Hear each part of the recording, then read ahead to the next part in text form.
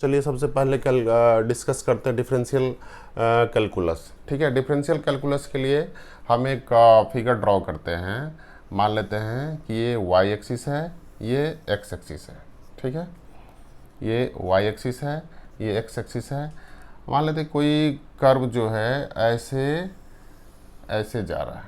ठीक है, तो ये ओ हो गया और इस पॉइंट पर जो है हम इसको ए मानते हैं और इसको बी मानते हैं। ठीक है, तो अब इसको हम स्लाइटली ऐसे मिला देते हैं। ठीक है, तो अभी देखते हैं हम इस पॉइंट पर कि मान लेते हैं ये जो वैल्यू है यहाँ से यहाँ तक का वो वैल्यू x है और x के इस वैल्यू के लिए जो है सो y का y यहाँ पर y है वैल्यू। ठीक है, नेक्स्ट टॉपिक्स में नेक्स्ट थिंग्स हम देखते हैं कि मान लेते हैं कि x एक्सिस पर एक डेल्टा x चेंज हुआ। डेल्टा x का मतलब बहुत ही स्मॉल चेंज हुए, तो y एक्सिस में जो है उसका चेंज डेल्टा y हो गया। ठीक है, तो अभी हम देखते हैं कि यहाँ पर y और x इस तरह से कनेक्टेड है कि पॉइंट A पर जो है सो आप इसका कोऑर्डिनेट लिख सकते हैं एक्स वाई, और पॉइंट B पर क्या लिख सकते हैं x प्लस डेल्टा x और y प्लस डेल्टा y। ठीक है, इसका कोऑर्डिनेट क्या हो जाएगा, A पॉइंट पर एट A पर आपका हो जाएगा पॉइंट एक्स वाई और B पॉइंट पर हो जाएगा x प्लस डेल्टा x और y प्लस डेल्टा y। ठीक है, तो अभी हम देखते हैं कि रे इसमें जो चेंज हुए हैं, तो चेंज जो हुए स्लोप इसका क्या होगा। मान लेते हैं ये एंगल जो है थीटा है, तो tan theta is equal to क्या हो जाएगा, slope rate of change delta y by delta x. ठीक है, तो इसका स्लोप ये हो गया। करेक्ट।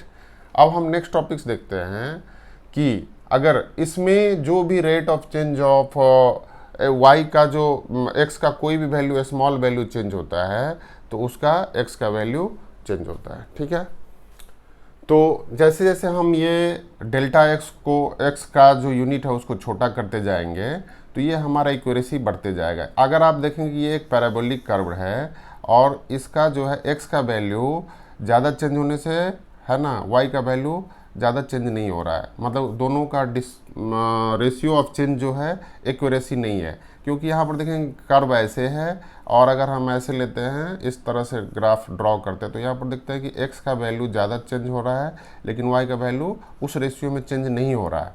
ठीक है, क्योंकि ये बिल्कुल ही ट्राइंगल नहीं है, ट्राइंगल ऐसे होगा। ठीक है, तो आप क्या देख रहे हैं यहाँ पर कि y का और इस b पॉइंट पर जो है सो क्या है कि y का वैल्यू जो है सो ज़्यादा चेंज हो रहा है और x का वैल्यू कम चेंज हो रहा है, तो रेशियो दोनों अलग अलग है। लेकिन अगर हम इसको स्मॉल डिवीजन करते हैं इंस्टेड ऑफ कि बड़ा डेल्टा x लेते हैं तो इसको हम लिख सकते हैं कि rate of change of y with respect to x, इसी को डिफ्रेंसिएशन कहते हैं। उसको हम लिमिटिंग फैक्टर ले लेंगे, है ना, limiting factor where delta x tending to 0, तो delta y by delta x जो है इसको हम बोलते हैं rate of change of y with respect to x। तो इस फार्मूला इससे हमें क्या मिलता है कि जैसे जैसे x का वैल्यू आपका स्मॉल करते जाएंगे y का वैल्यू जो है उस अनुसार से ये एक्यूरेसी बढ़ते जाएगा। तो ये डिफ्रेंसिएशन हो गया। तो ये जो यहाँ पर आप देख रहे हैं कि rate of change of y with respect to x को हम इस फार्मूला से डिनोट कर सकते हैं। इसमें एक चीज़ और है कि यदि x का वैल्यू पॉजिटिव हो रहा है ना, तो y का वैल्यू भी पॉजिटिव हो रहा है, तो इसको हम बोलते हैं कि पॉजिटिव स्लोप है। ठीक है, पॉजिटिव स्लोप है। लेकिन अगर x का वैल्यू बढ़ रहा है और y का वैल्यू अगर मान लेते ग्राफ ऐसे ले लेते हैं तो यहाँ पर क्या हो रहा है कि y का वैल्यू डिक्रीज हो रहा है, तो यहाँ पर क्या हो गया कि उसका वैल्यू निगेटिव हो जाएगा। ठीक है, तो अभी कुछ फार्मूला जो है कैलकुलस का जो हमें देखना है और हमें याद रखना है। तो यदि y is equal to x के पावर n होगा तो इसका क्या होगा dy by d x is equal to हो जाएगा n x के पावर n-1। ये जो है ये पावर इधर आ जाएगा आपका और इसका जो पावर है एक डिक्रीज हो जाएगा, यानी x का जो डिग्री है वो एक कम हो जाएगा। ठीक है, dy y is equal to, अगर साइन x है तो dy by rate of change of sine x is equal to क्या हो जाएगा, cos x। ठीक है, और y इज इक्वल टू अगर cos x है तो dy by d x is equal to क्या हो जाएगा, माइनस साइन x। ठीक है, और y इज इक्वल टू अगर टेन एक्स है तो dy by d x is equal to क्या हो जाएगा, सेक स्क्वायर x। अब y इज इक्वल टू अगर cot x है तो dy by d x is equal to क्या हो जाएगा, माइनस कॉसेक स्क्वायर x। ये आपको याद रखने पड़ेंगे कुछ बेसिक फार्मूला। ठीक है, एडिशनल दो फार्मूला है, अगर y is equal to sec x होगा तो dy by d x is equal to हो जाएगा sec x into tan x. ठीक है, y इज इक्वल टू अगर कॉसेक x होगा तो dy इज इक्वल टू हो जाएगा dy by d x is equal to minus cosec x into cot x। और y इज इक्वल टू अगर log nx होगा तो dy by d x is equal to क्या हो जाएगा, 1 बाई एक्स। और e का पावर अगर x होता है, y is equal to e का पावर y है तो dy by d x is equal to हो जाएगा आपका ई एक्स ई। एक चीज़ यहाँ पर आप देख सकते हैं कि जब भी कोई फंक्शन और y is equal to c से स्टार्ट होता है, c मतलब कि c से स्टार्ट होता है, जैसे cos हो गया या cot हो गया या cosec हो गया, तो उसका रिजल्ट क्या होता है, निगेटिव होता है। ये चीज़ आप नोट डाउन कर सकते हैं, याद कर सकते हैं। ठीक है, इसको याद रखने में आसानी होगा। जब भी कोई formula y is equal to cos x या y is equal to cot x है या y is equal to cosec x है, तो उसमें जो रिजल्ट होगा उसका वो माइनस से होगा। ठीक है, तो एक चीज़ और हमें ध्यान रखना होगा, है ना। मान लेते हैं कि y इज इक्वल टू अगर x है तो dy by d x is equal to क्या हो गया, यहाँ पर dy by d x is equal to क्या हो गया, 1, यानी कि ये कांस्टेंट हो गया। स्लोप जो है यहाँ पर कांस्टेंट हो गया। तो ये डिग्री जो है x का डिग्री पावर जो है बहुत इंपॉर्टेंट रोल प्ले करता है उसका डिफरेंशिएशन निकालने में। डिफरेंशिएशन का मतलब क्या होगा कि रेट ऑफ चेंज जो है, जैसे ये डिस्टेंस है, अभी हम फिजिक्स में इसका अप्लाइड पढ़ेंगे। जैसे जैसे फिजिक्स का चैप्टर स्टार्ट होगा तो आप देखेंगे कि जो हम इसका एप्लीकेशन कैसे आसानी से निकालते हैं। तो अभी हम देखते कुछ और एक्सप्रेशन है जो कि हमें डिफरेंशिएशन के टर्म में हमें समझना होगा। उसके बाद आप फिजिक्स में इसका एप्लीकेशन हम आसानी से यूज कर सकते हैं। ठीक है, मान लेते हैं कि आपको dy by d x c y का निकालना है, तो where c is equal to constant, जैसे कोई कॉन्स्टेंट टर्म रहेगा y is equal to 5x, तो उसका डिफरेंशिएशन क्या होगा, dy by d x is equal to 5 सिर्फ हो जाएगा। x का वैल्यू क्या हो जाएगा, x का वैल्यू 1 माइनस 1 हो जाएगा, तो क्या हो जाएगा, 1 हो जाएगा। x का वैल्यू 0 हो जाएगा, 5x 0, तो यहाँ पर 5 हो गया। ठीक है, तो इसी तरह अगर हम डिफरेंशिएशन निकालना है आपको, वहाँ पर अगर कोई c term c is a constant है तो हम इसको लिख सकते हैं c into d y by d x. ठीक है, अब देखिए दो एक्सप्रेशन है, दो एक्सप्रेशन का एडिशन अगर होगा तो उसका अगर आपको डिफरेंशिएशन निकालना है तो कैसे निकालेंगे। इसमें सिंपल रूल है, इसमें कुछ नहीं करना, d y by d u by d x हो जाएगा plus d v by d x हो जाएगा। दोनों का सेपरेटली आपको निकालना पड़ेगा। अब मल्टीप्लिकेशन का जब डिफरेंशिएशन आपको निकालना है तो हम कैसे करते हैं, एक टर्म को u को पहले छोड़ देते हैं और उसके बाद करते हैं d v by d x, फिर दूसरा टर्म जो है यहाँ पर ये आ जाएगा D u by d x, ऐसे निकालना होगा। ठीक है, अब जो u बाई वी अगर फ्रैक्शन का आपको निकालना होगा तो उसके लिए क्या करेंगे, यहाँ पर हम v लिखेंगे d u by d v minus क्या हो जाएगा u d v by d x, sorry ये डी एक्स हो जाएगा, डी एक्स, और यहाँ पर बी स्क्वायर हो जाएगा। और इसको हम लिख सकते हैं, इस टर्म को d y by d x को हम लिख सकते हैं, क्या लिख सकते हैं, डी यू लिख सकते हैं और D u by d x लिख सकते हैं, क्योंकि ये दोनों टर्म 0 कट जाएगा। तो इसीलिए आप डिफरेंशिएशन को जो है, ये सारे एक्सप्रेशन का जो ऑपरेशन है उसको आपको ध्यान रखना पड़ेगा। चलिए आइए हम समझते हैं कि व्हाट इज़ मैक्सिमा और मिनिमा। तो मैक्सिमा और मिनिमा समझने के लिए चलिए हम एक ड्रॉ करते हैं ग्राफ को। ये एक्स एक्सिस में ग्राफ ड्रॉ करते हैं और ये एक्स एक्सिस है, ये वाई एक्सिस है, ठीक है।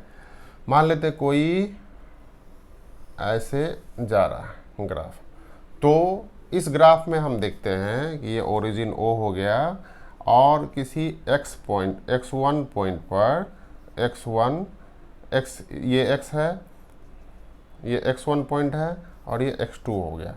तो x1 पॉइंट पर ये क्या है, मैक्सिमा है, इसका ग्राफ का मैक्सिमा है, और x2 पॉइंट पर क्या है, इसका मिनिमा है। मिनिमा मतलब कि ये मिनिमम है, इस ग्राफ का मिनिमम वैल्यू।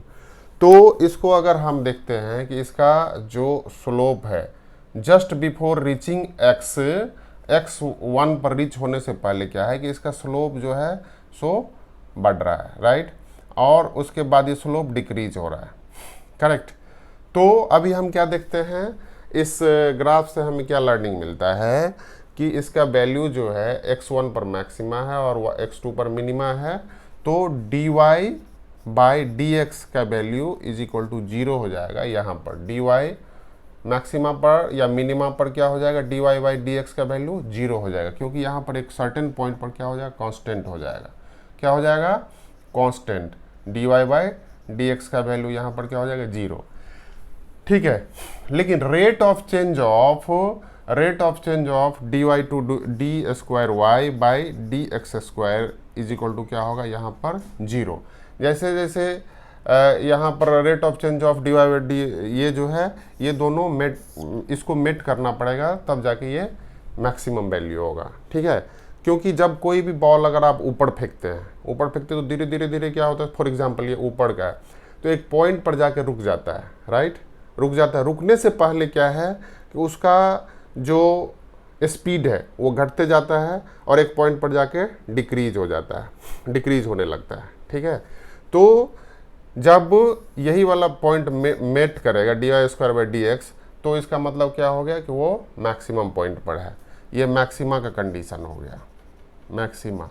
अब मिनिमा का कंडीशन क्या हो गया, मिनिमा का कंडीशन आपको सिर्फ ये याद रखना है, d y by d x is equal to 0 होगा, स्लोप वहाँ पर बिल्कुल 0 हो जाएगा। और दूसरा पॉइंट क्या होगा, d y by d x square is equal, ये क्या होगा, ग्रेटर देन 0। यहाँ पर क्या होगा, जब मिनिमम पर पहुँच जाएगा तो फिर क्या होगा, उसका चेंज होना शुरू हो जाएगा, स्पीड बढ़ना शुरू होगा। ये पॉइंट जो है यहाँ पर क्या होगा कि इसका जो d i square by d x है वो वैल्यू बढ़ेगा। यहाँ पर क्या है, d y square by d x square का वैल्यू क्या हो रहा है, घट रहा है। तो इसीलिए मैक्सिमम क्राइटेरिया पूरा करने के लिए, मैक्सिमा को क्राइटेरिया पूरा करने के लिए क्या होगा कि उसका स्लोप 0 होगा और जो उसका next d y square by d x होगा वो लेस देन 0 होगा। और इसमें क्या होगा कि इसका स्लोप तो 0 ही होगा और इसका value d square y by d x square y value यहाँ पर क्या होगा, 0 होगा, क्योंकि देखिए मिनिमम के बाद अब क्या है, ये स्लोप बढ़ रहा है, ठीक है।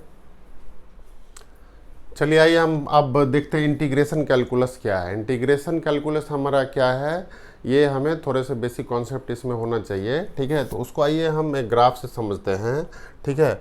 मान लेते हैं कि ये वाई एक्सिस है, ये एक्स एक्सिस है, ठीक है, वाई एक्सिस और ये एक्स एक्सिस है, ठीक है।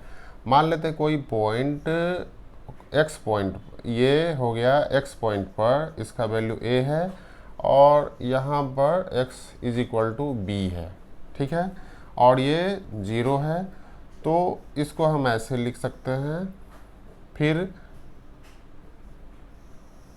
इस तरह से स्मॉल स्मॉल हम इसको डिवाइड करते हैं, ठीक है। तो आप देखेंगे यहाँ पर, ठीक है, तो यहाँ पर हम क्या देखते हैं,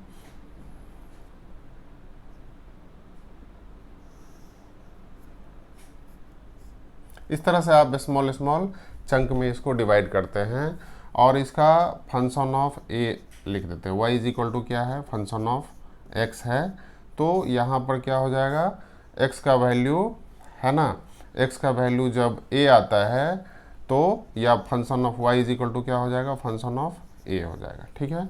और यहाँ पर क्या हो जाएगा, y is equal to function of b हो जाएगा, ठीक है। तो इसमें अगर मान लेते हैं कि ये एक्स एक्सिस को हम स्मॉल स्मॉल पार्ट में डिवाइड कर देते हैं, इस तरह से डिवाइड कर देते हैं कि एक्स का वैल्यू बहुत ही छोटा होगा, तो इसको हम क्या लिख सकते हैं, इसका जो ग्राफ होगा अंडर दिस वन, अंडर जो ग्राफ होगा इसका, ये सब एक रेक्टेंगल की तरह है। जो स्मॉल वाले पोर्शन आपका जो ये ट्राइंगुलर पोर्शन छोटा सा है उसको हम नेग्लेक्ट करते हैं, तो ये स्मॉल स्मॉल रेक्टेंगल बन जाएगा। ठीक है, तो स्मॉल रेक्टेंगल जब बन जाएगा तो इसको हम कैसे रिप्रेजेंट करते हैं, इसको हम i dash is equal to क्या रिप्रेजेंट कर सकते हैं, इसको हम रिप्रेजेंट कर सकते हैं function of a delta x plus function of a plus delta x into function of ये जो है वैल्यू आपका फिर से डेल्टा एक्स चेंज हो जाएगा। इस तरह से आप इसको कंटिन्यूसली मतलब ऐसे रिप्रेजेंट कर सकते हैं। ठीक है, तो इसको हम इसको लिख सकते हैं sum of I is equal to, अगर 1 है और इसका अप टू n वैल्यू तक गया है तो इसको हम लिख सकते हैं function of x into delta x. ठीक है, ये इसको राइट डाउन कर सकते हैं। अभी अगर x का वैल्यू जो है डेल्टा x का वैल्यू बहुत ही छोटा होगा तो इसको हम लिख सकते हैं कि limiting delta x is less tending to 0 और x i is equal to 1 से स्टार्ट होके n तक जाएगा, function of x into delta x, ऐसे लिख सकते हैं हम। इसी को हम लिखते हैं integration of a to b, यहाँ पर देखते हैं a to b up to function of x into d x. ठीक है, इसको हम ऐसे ही लिखते हैं। तो यही हो गया इंटीग्रेशन का डेरिवेशन। इंटीग्रेशन जो है इसका कंप्लीट एरिया का सम ऑफ द एरियाज होगा, है ना। तो इंटीग्रेशन अगर मान लेते ए टू बी निकालना होगा तो area under this curve is also integration of this point होगा। देखते हैं कुछ इंटीग्रेशन फार्मूला। इंटीग्रेशन जो है सो डिफ्रेंशिएशन का रिवर्स होते हैं, तो अगर आपको डिफ्रेंशिएशन का फार्मूला याद रहेगा तो इंटीग्रेशन आसानी से निकाल सकते हैं। ठीक है, तो इसको हम देखते हैं कि function of x is equal to अगर साइन एक्स है तो इसका इंटीग्रेशन क्या होगा, इंटीग्रेशन इसका क्या होगा, इसको हम लिख सकते हैं इंटीग्रेशन का sine x into d x, तो ये हो जाएगा माइनस कॉस एक्स। अब आपको याद होगा कि कॉस एक्स का जो है डिफ्रेंशिएशन क्या था, माइनस साइन एक्स था। ठीक है, तो इस तरह से अब हम इसका देखते हैं कॉस एक्स का इंटीग्रेशन क्या हो जाएगा, ये हो जाएगा साइन एक्स।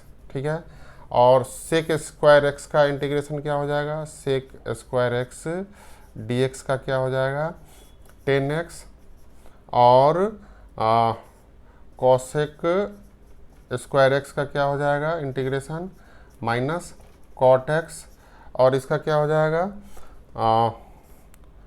सेक एक्स इंटू 10x का इंटीग्रेशन हो जाएगा आपका सेक एक्स, और इसका क्या हो जाएगा, इसका इंटीग्रेशन जब आप करेंगे फंक्शन ऑफ एक्स का तो ये हो जाएगा आपका माइनस कॉसेक एक्स। ठीक है, अब यहाँ पर जो है सो आपको डिफ्रेंशिएशन में याद होगा कि हमने क्या किया था कि एक वैल्यू इसका डिक्रीज कर दिया था, यहाँ पर क्या इंटीग्रेट होगा, वैल्यू इंक्रीज होते जाएगा।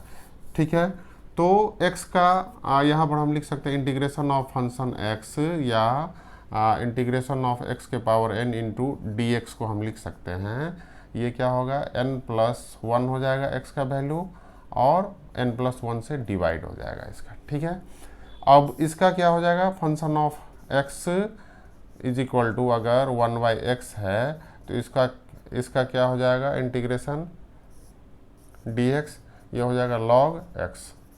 ठीक है, अब जो नेक्स्ट पार्ट है वो क्या है, function of 1/x² plus a² dx अगर है 1/a tan इनवर्स x/a हो जाएगा। ठीक है, और इसका क्या हो जाएगा जब आप इसको निकालेंगे इसका इंटीग्रेशन तो 1x² को लिखेंगे हम dx को साइन इनवर्स x/a।